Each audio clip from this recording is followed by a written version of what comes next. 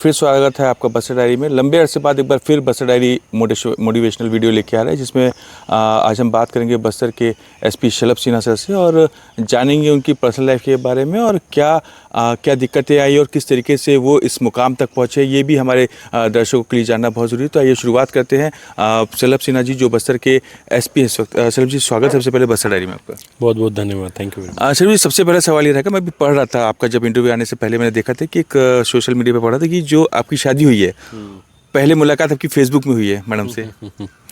हाँ, हमारी मुलाकात फेसबुक के जरिए हुई। वो एक्चुअली कॉमन फ्रेंड्स होते हैं। तो मेरे एक बैचमेट हैं, उनकी फ्रेंड थी जानवी, जो वाइफ है हमारी। तो उनके फेसबुक वॉल से पता चला कि जानवी भी छत्तीसगढ़ की रहने वाली हैं। तब तक मेरा सिलेक्शन हो गया था, तो थोड़ा कॉन्फिडेंस था मन में, तो मैंने उनको फ्रेंड रिक्वेस्ट भेजा था। उन्होंने रिक्वेस्ट एक्सेप्ट किया और फिर फेसबुक के थ्रू एक दूसरे से जान पहचान हुई, फिर बातचीत होने लगी और फिर आज शादी को 8 साल कंप्लीट भी हो गए। अक्सर देखा है कि फेसबुक में फ्रेंडशिप करना मना होता है, ज़्यादा लालच में नहीं आना है, लेकिन आप जिस तरीके से आपने बताया कि कॉन्फिडेंस आया, तो क्या वो सिलेक्शन होने के बाद कॉन्फिडेंस आया था कि उससे पहले कॉन्फिडेंस नहीं आता? बेसिकली जब तक आप मतलब प्रोफेशनली सक्सेसफुल ना रहो तब तक मन में ये लगता है कि भाई आप किसी को कमिटमेंट कैसे कर सकते हो। उसके पहले मैं तैयारी कर रहा था, 4 साल तक मेरी तैयारी चल रही थी और यूपीएससी में ही टोटली फोकस थे। एक बार जब यूपीएससी सिलेक्शन हो गया, एकेडमी ज्वाइन कर लिए, तो फिर next stage in life obviously ये होता है कि सेटल डाउन होकर के फैमिली एक रहना है साथ में। तो उस दौरान ही मतलब कुछ ऐसा कोइंसिडेंस हुआ कि उनसे मुलाकात हो गई, फेसबुक के जरिए बातचीत हुई। तो पहला ऐसा तो नहीं था कि शुरू से ही दिमाग में था कि इनके साथ शादी करनी है। हाँ, फेसबुक में एक दोस्त बनाते हैं। दोस्त बनाने के उपरांत जब बातचीत हुई, ऐसा लगा कि हम लोगों की जो अंडरस्टैंडिंग है वो काफ़ी बेहतर है आपस में। तो उसके बाद फिर धीरे से बात आगे बढ़ी। कभी ऐसे ख्यालात आते जब आप सोचते हो कि जब आपकी शादी नहीं हुई थी और आज आप बोलते हैं कि फेसबुक और इन पे दोस्ती करना थोड़ा सा संभल के और ये सब, तो ख्यालात आते होंगे, आप अपना समय याद करते होंगे और आज की जनरेशन? नहीं, मैं इसीलिए सबको कहता हूँ कि आप सोशल मीडिया प्लेटफॉर्म का यूज़ करिए, क्योंकि आज की डेट में इतना ज़्यादा सोशल मीडिया का रीच है कि उसके बिना यूज़ किए काफ़ी सारी चीज़ें नहीं हो पाती हैं। पर सतर्क रहिए। जैसे मैंने कहा कि मुझे मैडम से जो मेरी मुलाकात हुई वो एक कॉमन फ्रेंड के थ्रू हुई थी। तो रैंडमली ऐसा नहीं था कि रैंडमली मुझे उनका नाम दिखा और मैंने फ्रेंड रिक्वेस्ट भेजा या मैंने एक्सेप्ट किया। एक कॉमन फ्रेंड जो कि मेरा बैचमेट ही है, उसके थ्रू वो, क्योंकि उनकी फ्रेंड थी तो उनके थ्रू पता चला।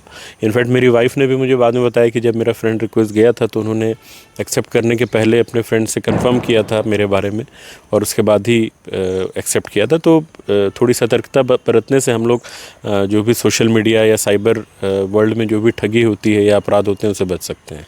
इन सवालों के माध्यम से हम अब फिर उसी रूट पे आ गए हैं, इसकी साइबर ठगी और इनके सोशल मीडिया की जो ठगी होती है उनके एक बताने का तरीका है।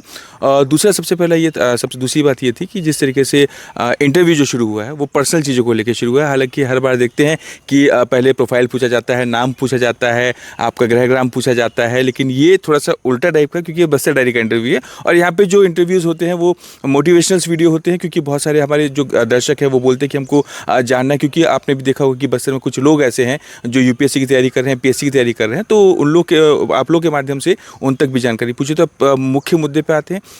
पहले आपने जॉब कर रहे थे, मैंने जो आपका पढ़ा, उसके बाद फिर पुलिस की तैयारी कैसे की और कैसे सोच आई कि पुलिस की नौकरी करनी चाहिए? क्योंकि आप जब सरकारी जॉब करेंगे तो आपने देखा होगा कि ये पुलिस की नौकरी कितनी हार्ड होती है, और जब आप गवर्नमेंट जॉब में थे।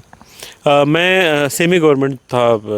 बेसिकली बालको जो कोरबा में है एल्युमिनियम प्लांट है, तो वेदांता कंपनी के अंतर्गत उसका एडमिनिस्ट्रेशन है, बट गवर्नमेंट के भी शेयर्स हैं उसमें। तो हमारा जो रिक्रूटमेंट हुआ था, क्योंकि मैं मैकेनिकल इंजीनियर हूँ, मैकेनिकल इंजीनियरिंग कंप्लीट रायपुर से की थी मैंने। रायपुर से पढ़ाई करने के तत्काल बाद ही कैंपस सिलेक्शन मेरा हो गया था और मेरी जॉब लग गई थी वेदांता में। तो उस दौरान डेफिनेटली पुलिस सरकार का ऐसा एक विभाग है जो कि सबसे ज़्यादा विजिबल होता है। आम जनता बाकी शायद विभागों के बारे में ज़्यादा ना जाने, लेकिन पुलिस के बारे में बिल्कुल जानती है, क्योंकि आमतौर पे ट्रैफिक हो गया या कोई अन्य बंदोबस्त, लॉ एंड ऑर्डर, सब जगह पुलिस की उपस्थिति दिखती है। और अदरवाइज़ भी आप देखेंगे फिल्मों में सबसे ज़्यादा जो कैरेक्टर्स होते हैं पुलिस से रिलेटेड कुछ ना कुछ होते हैं। तो हमको पता है, मतलब पहले भी पता था कि पुलिस की जो जॉब है वो थोड़ी हार्ड रहती है। हालांकि मैंने जो तैयारी की थी, यूपीएससी की तैयारी होती है, उसमें बहुत सारे सर्विसेज होते हैं। इंडियन एडमिनिस्ट्रेटिव सर्विस होता है, फॉरेन सर्विस होता है, पुलिस सर्विस होता है। तो उसमें हम लोगों को एक प्रायोरिटी लिस्ट भरनी पड़ती है एग्ज़ाम से पहले कि हमारे प्रेफरेंस क्या है, प्रेफरेंस लिस्ट। तो उसके हिसाब से आईपीएस मेरा सेकंड नंबर पे था, आईएएस मेरा पहले नंबर पे था। जब सिलेक्शन हुआ, रैंक जैसी आई थी मेरी 244th रैंक आई थी, ऑल इंडिया रैंक। तो उसके हिसाब से मुझे आईपीएस अलॉट हुआ था। और मैं ऑलरेडी 4 साल जॉब के बाद 3 साल के आसपास पढ़ाई करके फिर एग्ज़ाम निकाला था मैंने।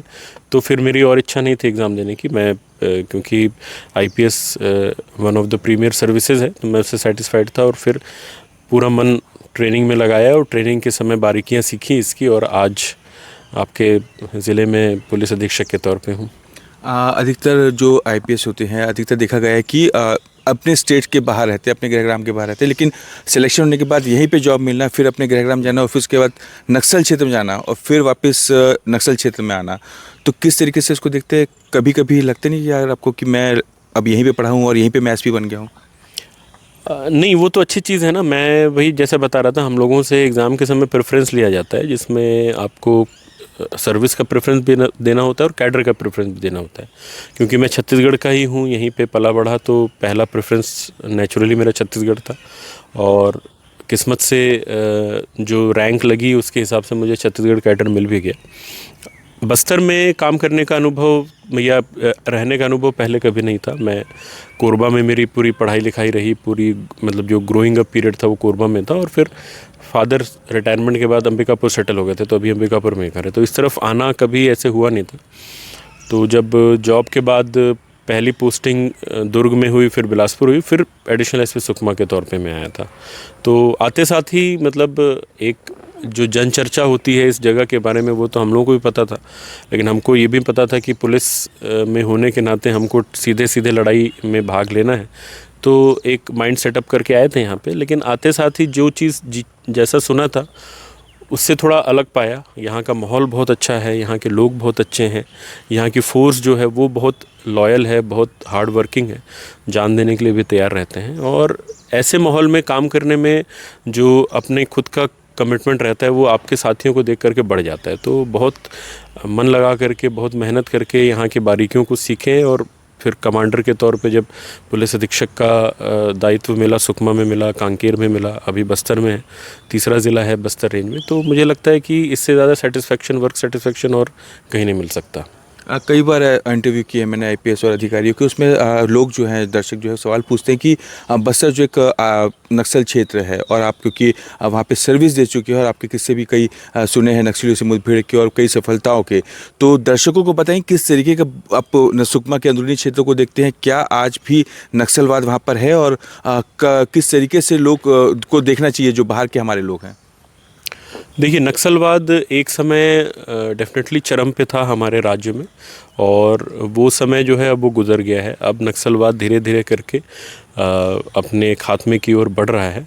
पुलिस, सुरक्षा बलों ने, प्रशासनिक अधिकारियों ने और सभी विभागों ने मिल करके जॉइंट एफर्ट लगाया है। तो पिछले 2-3 साल में तो बहुत ही तेज़ रिज़ल्ट निकले, और इस साल खास करके आप अगर आंकड़ों की बात करें तो इस साल नक्सल मोर्चे पे हमको बहुत ज़बरदस्त सफलता मिली है। साथ ही साथ जो विकास के कार्य हैं वो भी बहुत तेज़ी से हुए हैं, और नए नए इलाकों को हमने अपने कब्ज़े में लिया है।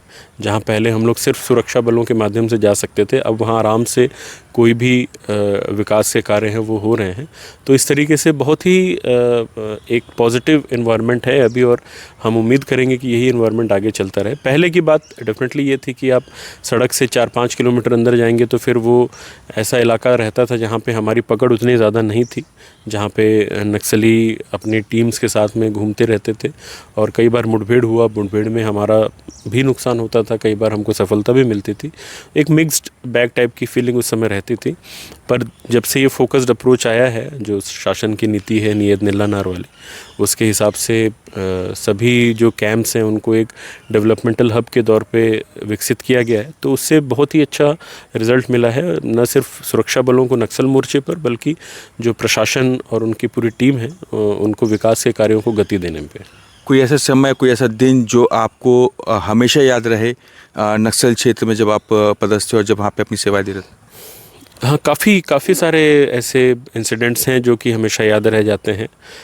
सफलताएं तो खैर याद रहती हैं, जो असफलताएं होती हैं, हम अपने साथियों को खोते हैं, वो बहुत ज़्यादा मतलब एक पेनफुल मोमेंट भी होता है और हमेशा के लिए आपके दिमाग में वो बात बैठ जाती है। मैं सुकमा में था, उस दौरान काफ़ी घटनाएं हुई थी, हमको काफ़ी सफलताएं भी मिली थी, लेकिन एक बहुत बड़ी घटना मेरे नेतृत्व में उस समय हो गई थी। मिनपा में हमारे 17 जवान शहीद हो गए थे डीआरजी एसटीएफ के।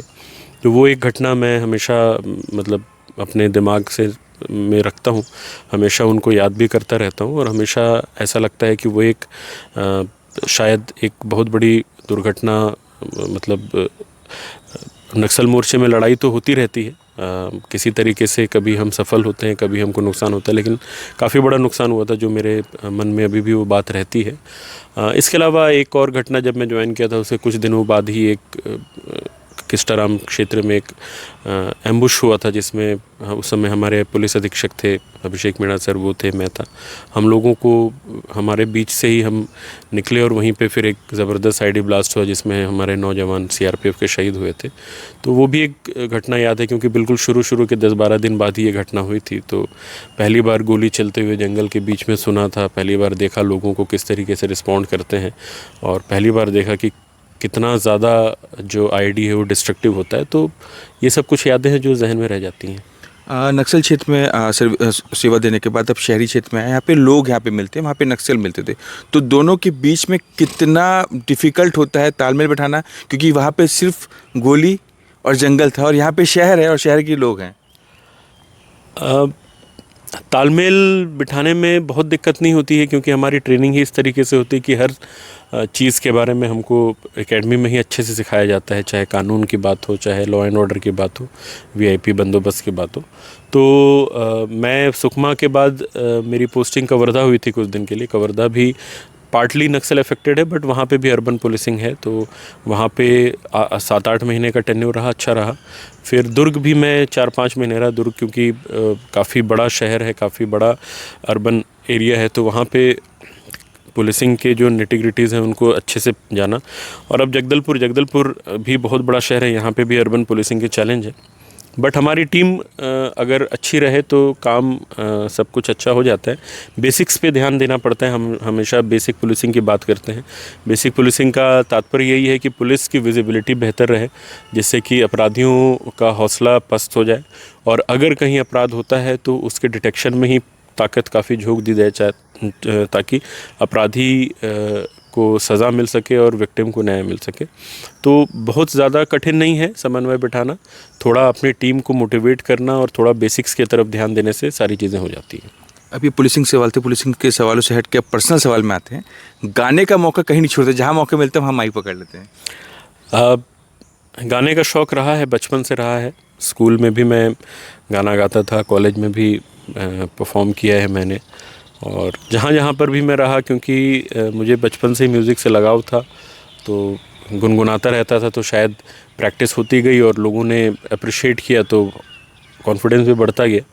तो जहाँ पर भी मौका मिलता है, मतलब मैं तो खुद कोशिश करता हूँ कि गाना ना पड़े, लेकिन अगर लोग रिक्वेस्ट करते हैं तो मुझे किसी का रिक्वेस्ट टालने में भी अच्छा नहीं लगता है, और थोड़ा बहुत गुनगुना लेते हैं। मतलब मुझे ऐसा लगता है कि लाइफ में प्रोफेशनलिज्म के साथ साथ पर्सनल लाइफ में थोड़ा बहुत मज़ा भी करते रहना चाहिए। अपने अंदर के जो कि जो कलाकारी बोले, हुनर बोले या कुछ भी बोले, मतलब उसको जीवित रखना ज़रूरी है, तभी आप अपना वर्क लाइफ बैलेंस को बना सकते हैं। अपने शौक़ को ख़त्म करना मेरे ख्याल से सही नहीं रहता है, क्योंकि अगर आपने अपने शौक़ को मार दिया तो फिर आप प्रोफेशनल लाइफ में भी उस कंसंट्रेशन के साथ काम नहीं करते। तो मैं जब मौका मिलता है एन्जॉयमेंट का, जब गेट टुगेदर्स का मौका मिलता है, जहाँ भी अपने शौक़ को दिखाने का मौका मिलता है, मैं ज़रूर कोशिश करता हूँ कि दिखाऊँ। परिवार में कौन सदस्य है, कौन क्या करे, क्योंकि मैंने देखा भी है खुद, जब गणेश जी की आरती हुई थी तो मैम ने भी गाना गाया था, तो साथ में आपके वो भी हाँ, मतलब हमारी फैमिली में फादर को ही काफ़ी ज़्यादा शौक़ था शुरू से म्यूज़िक का, तो जो मैंने बताया बचपन से एक म्यूज़िक का एक्सपोजर रहा, क्योंकि हमारे घर पे उस समय जो टेप रिकॉर्डर होता था 2 in 1, तो काफ़ी सारे कैसेट्स थे और हमेशा गाने बजते रहते थे। मेरे फादर भी गाना गाते हैं, वो भी गुनगुनाते रहते हैं, वो भी काफ़ी फंक्शंस में गाते थे। तो कहीं ना कहीं वो एक म्यूज़िकल जीन्स आया हमारे अंदर में भी। मेरा एक छोटा भाई है, वो IIT कानपुर से उसने पढ़ाई की, इंजीनियरिंग की, अभी वो कनाडा में जॉब कर रहे हैं। वो और उनकी वाइफ दोनों वहाँ रहती हैं। हमारी वाइफ जानवी पांडे, वो दिल्ली से मिरांडा हाउस से उन्होंने ग्रेजुएशन किया और अभी PhD कर रही हैं इंग्लिश लिटरेचर में। और उनको भी गाने का शौक़ बचपन से रहा है, तो वो भी काफ़ी अच्छा गाती हैं, बल्कि मुझे लगता है मेरे से काफ़ी बेहतर पकड़ है उनकी म्यूज़िक में। और तो हम लोग सब एक तरीके से म्यूज़िकल फैमिली आप समझ लें। और शौक़ है सबको, सब गुनगुनाते रहते हैं, प्रैक्टिस होती रहती है, तो जहाँ जहाँ मौका मिलता है वहाँ परफॉर्म कर लेते हैं। ऐसा कभी समय आया हो जब बड़े स्टेज पे आप हो और वहाँ पे गाने के लिए आपको ऑफ़र किया होगा, उस समय गाने के क्या मतलब जो गाना आपने गाया होगा तो किस तरीके का वहाँ पे रहा होगा माहौल? ये मैं समझ सकता हूँ कि कल भी एक प्रोग्राम था जगदलपुर में जिसमें आपने गाना गाया, तो भले कुछ सेकंड के लिए गाया लेकिन लोगों का एक अलग से माहौल बन गया था। तो क्या अगले आने वाले समय में कभी माहौल ऐसा बना और कभी आपको स्टेज पर बुलाया गया कि भाई आइए आप गाना परफॉर्म कीजिए, तो किस तरह की सोच रहेगी? और क्योंकि आप यहाँ पे जिले के SP हैं और स्टेज में सबके सामने गाना। मैं कोशिश करता हूँ कि अगर कभी ऐसे गाने की बात हो तो जो माहौल है, जो ओकेज़न है, उसके हिसाब से गाने चुने जाएं, क्योंकि हर गाना हर स्टेज पे फिट बैठे वो ज़रूरी नहीं है। तो जैसे पहले भी स्टेज पे गाने का, कॉलेज के टाइम अलग था, स्कूल का टाइम अलग था, एकेडमी का टाइम अलग था। वहाँ पे आप अपने बैचमेट्स के साथ रहते हो, अपने जान पहचान वालों के साथ रहते हो, तो वहाँ अच्छा परफॉर्म कर दें, मतलब वहाँ जो भी गाना गा लें चल जाता है। लेकिन जब इस तरीके की जिम्मेदारी वाले पद में रहते हैं तो आपको मौके का ध्यान रखना पड़ता है। तो जैसे कई बार ऐसा हुआ है कि देशभक्ति गाना गाया है हमने, या कोई ऐसे गाने जो मोटिवेशनल हों, जो लोगों को लगे कि हाँ ये गाना उनकी लाइफ को प्रेरित कर सकता है, उस टाइप का। और अगर ऐसा कोई माहौल है जहाँ लाइट हार्टेड कोई कार्यक्रम चल रहा है, जहाँ पे किसी, जैसे मुझे ध्यान है पहले पिछले ज़िलों में कभी किशोर कुमार नाइट था, तो वहाँ पे किशोर जी के गाने गाए, कुमार सानू नाइट्स थे तो उनके गाने गाए। तो माहौल के हिसाब से गाना चुनते हैं और कोशिश करते हैं कि उनको निभा पाएँ। मेरा आखिरी सवाल है, क्या पहले कभी इस तरीके का इंटरव्यू हुआ होगा शायद जिसमें कुछ प्रोफेशनल को छोड़ के बाकी पर्सनल चीज़ों को और गानों को लेकर और मैरिज को लेकर पूछा गया? हाँ, मतलब इंटरव्यू पहले दिए हैं मैंने जो पर्सनल लाइफ पे रिलेटेड रहते हैं, बट वो जितना फोकस आपने म्यूज़िक पे किया, स्टेज परफॉर्मेंस, और स्पेशली हमारे जो शुरुआती दिन थे फेसबुक वाले, उसके बारे में तो इतना ज़्यादा तो अभी तक पड़ताल नहीं हुई थी। मैंने भी मतलब अभी तक इतनी ज़्यादा बातें नहीं बताई थी मीडिया के माध्यम से।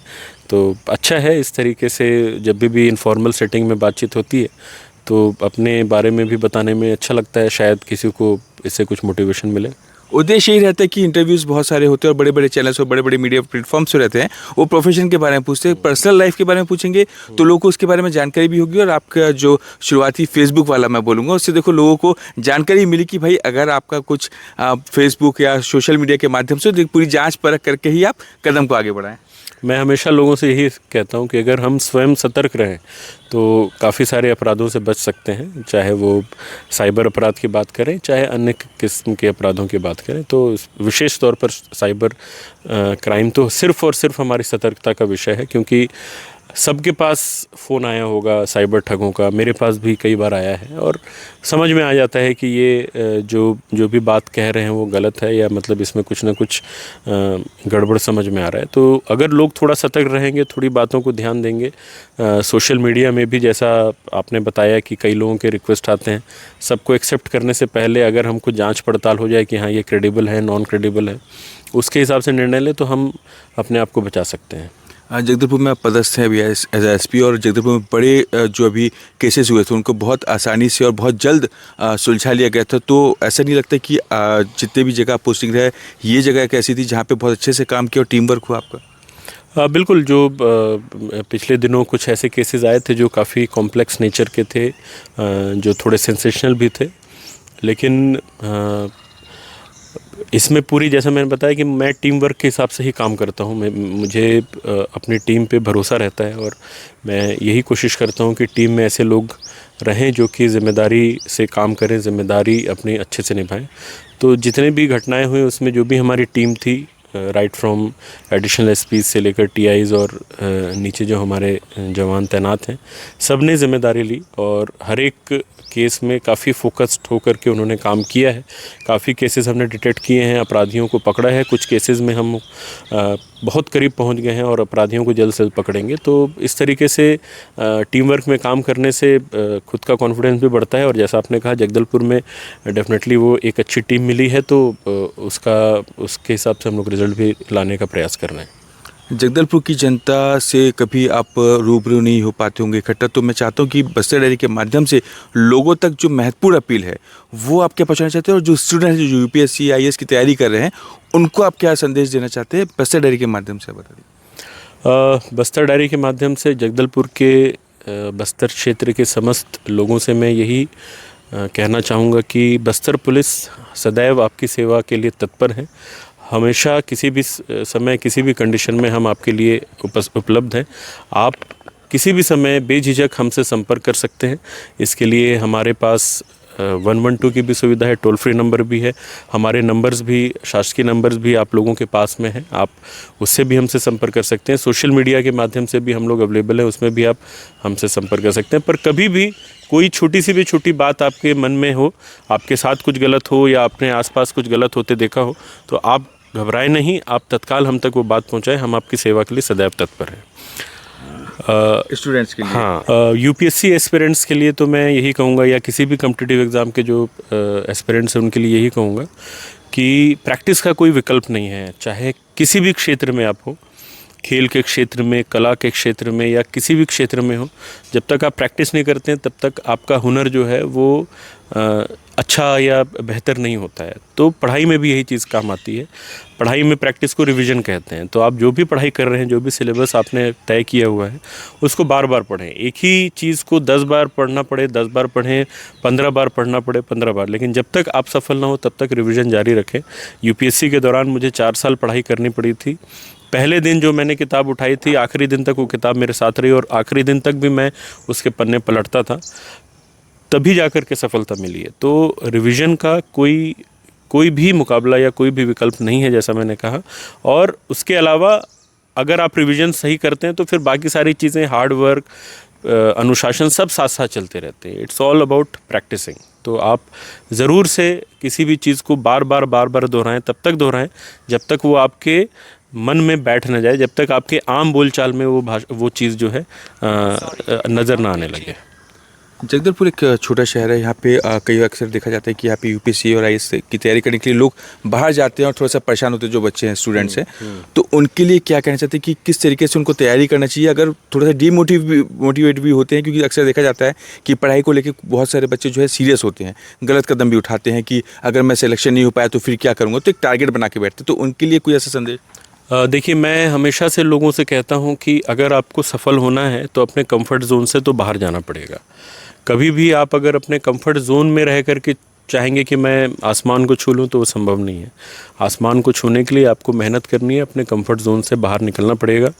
जितने भी लोग आपके आसपास आपको दिखेंगे जो सफल हैं, उन्होंने किसी न किसी स्टेज पे कड़ी मेहनत की होगी, उस कंफर्ट को छोड़ा होगा। तो घर से बाहर निकलने का एक जो उद्देश्य है वो यही है कि आप उस दुनिया को भी देखें जहाँ पे कॉम्पिटिटर्स होते हैं। मैं खुद भी जब छत्तीसगढ़ छोड़ करके तैयारी करने के लिए गया था, तो पहली बार मुझे समझ आया कि कितने लोग हैं जो तैयारी करते हैं और किस तरीके से तैयारी करते हैं, कितने साल तक बैठे रहते हैं। तो उसको देख करके एक अलग किस्म का इंस्पिरेशन, मोटिवेशन और सीख मिलती है। तो थोड़ा कंफर्ट जोन छोड़ना पड़ेगा। अगर छोटी मोटी बाधाएं आती हैं, जैसे मेरे केस में मैं बता सकता हूँ आपको, पहली बार नहीं हुआ, दूसरी बार नहीं हुआ, तीसरी बार नहीं हुआ, पर अंदर में मन में ये बात थी कि अगर पढ़ते रहेंगे तो कभी ना कभी सफल होंगे। यूपीएससी में नहीं होंगे तो शायद किसी और एग्ज़ाम में सफल होंगे। तो आप जो भी लक्ष्य लेकर के चले हैं उसके लिए तैयारी करते रहिए। अगर ईमानदारी से आपने पढ़ाई की है तो ऊपर वाला भी आपका साथ देता है, डेस्टिनी भी आपके साथ रहती है, और पढ़ाई कभी भी वेस्ट नहीं जाती। कहीं ना कहीं आपको मौका ज़रूर मिलेगा, इसलिए निराश नहीं होना चाहिए। अगर आपने किसी एक पर्टिकुलर परीक्षा को चुना है, अगर उसमें नहीं भी हो पाता है तो पढ़ाई जो आपने की है वो वेस्ट नहीं होगी, कहीं ना कहीं और दूसरी जगह उसका इस्तेमाल होगा। हमेशा अपने घर वालों का भी ध्यान रखें, उनके बारे में भी सोचें। कोई भी कदम उठाने से पहले ये सोचें कि आपके उस कदम का असर आपके घर वालों पे कैसा पड़ेगा।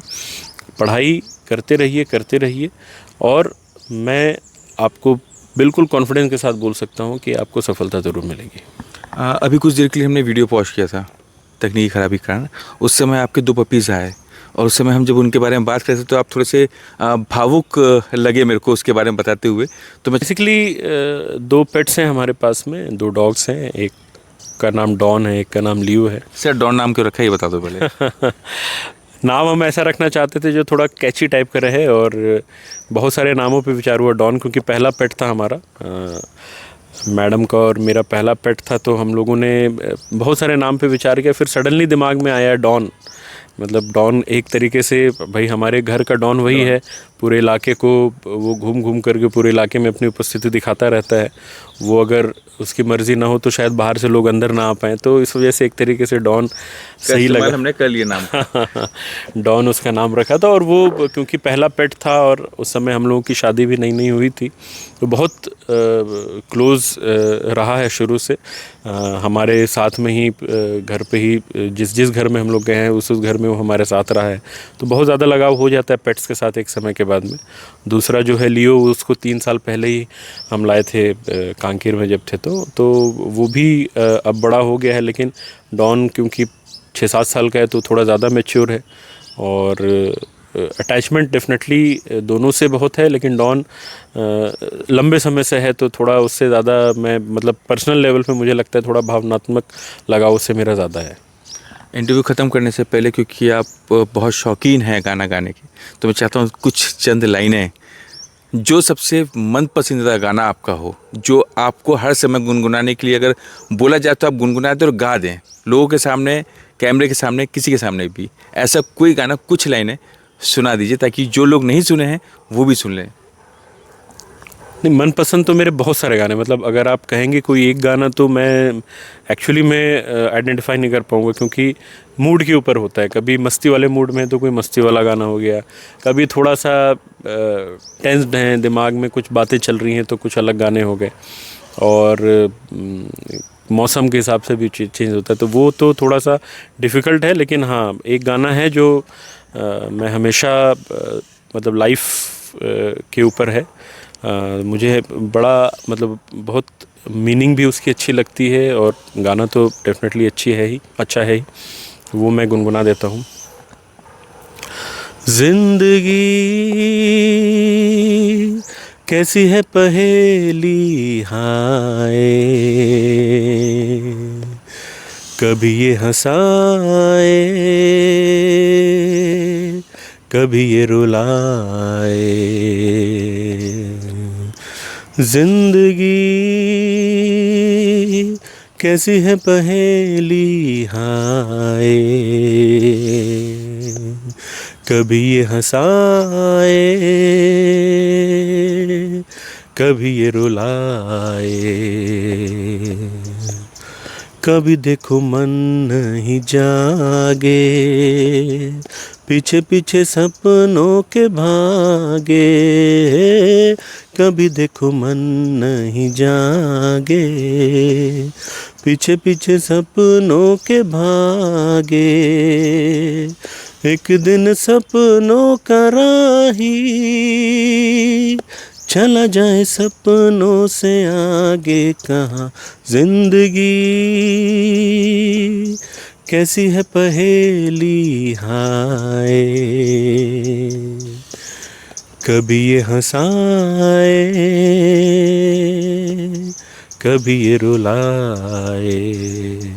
Thank you. सर बचपन में कहीं सीखा था क्या? नहीं मेरी सिखलाई बस यही है कि जब गाने बजते थे तो उसके साथ साथ मैं गा लेता था या खाली टाइम पे गुनगुनाता था। बस वही जो प्रैक्टिस की बात मैंने करी थी, बस वही प्रैक्टिस है और कुछ नहीं है। गाना जो आपने गाया है, मेरे को लगता है इंटरव्यू से बहुत कुछ चीज़ें जो हैं उसकी मैच करती है, जिस तरीके से आप लोगों ने संदेश भी दिया है। और एक ज़िंदगी वाकई एक पहेली है, लोग इसमें बहुत कंफ्यूज रहते हैं, तो सीधे सीधे अपने एम को डिसाइड करें और उस पर जाएं और उसको कवर करें। ये एक मोटिवेशन मिलता है लोगों से बिल्कुल, जैसा मैंने कहा पहले भी मैंने आपको बताया कि लाइफ इज़ अनप्रेडिक्टेबल। कभी किसी समय आप बहुत हाई रहते हैं तो किसी समय बहुत लो रहते हैं। पढ़ाई के दौरान भी ऐसा होता है कि आप अपनी कक्षा में बहुत अच्छा परफॉर्म करेंगे, हो सकता है उसी समय कुछ समय बाद दूसरे परीक्षा में आपका परफॉर्मेंस लो रहे। जॉब में भी होता है, किसी दिन आपका बहुत अच्छा होता है, कोई दिन बहुत ही ख़राब रहता है। तो उतार चढ़ाव रहते हैं, उससे निराश नहीं होना है, ये part and parcel of life है। हर किसी ने ये देखा है, आप इकलौते नहीं हैं जिसके साथ ऐसा हो रहा है, सबके साथ होता है। उतार चढ़ाव सबकी ज़िंदगी में आते हैं, सफलता सबकी ज़िंदगी में आते हैं। उसी चीज़ को मतलब झेल करके जो आगे बढ़ता है वो सफल हो जाता है, और उसी चीज़ को जो झेल नहीं पाता है और निराश हो जाता है वो शायद कहीं ना कहीं असफल रह जाता है। सर शुक्रिया बहुत बहुत बसरा रहेगी समय देने के लिए। आपने मुझे इनवाइट किया और आपने बहुत अच्छी बातें की, इसके लिए बहुत बहुत धन्यवाद। तो ये है बस्तर एसपी शलभ सिन्हा, जिन्होंने बहुत सारी बातें बताई हैं। और आपको एक चीज़ और मैं आपको जानकारी देना चाहता हूँ कि अगर आपके बस्तर वासियों को या किसी भी एक ऐसे स्टूडेंट को जिसको ज़रूरत पड़ती है कि पढ़ाई के समय में या कुछ दिक्कतें आती है, तो आप इससे सीधा संपर्क कर सकते हैं। मैं अपने यूट्यूब चैनल में अपने जो मैसेज बॉक्स है उसमें इनका नंबर डालूंगा, ताकि अगर दुविधाएँ हैं, परेशानियाँ हैं पढ़ाई को लेकर या किसी चीज़ की डिफ़िकल्टी आ रही है तो उसके लिए सीधा इनसे संपर्क कर सकते हैं। और ऐसी मोटिवेशनल वीडियो को लगातार देखने के लिए बने रहिए बस्तर डायरी के साथ और सब्सक्राइब करिए। धन्यवाद।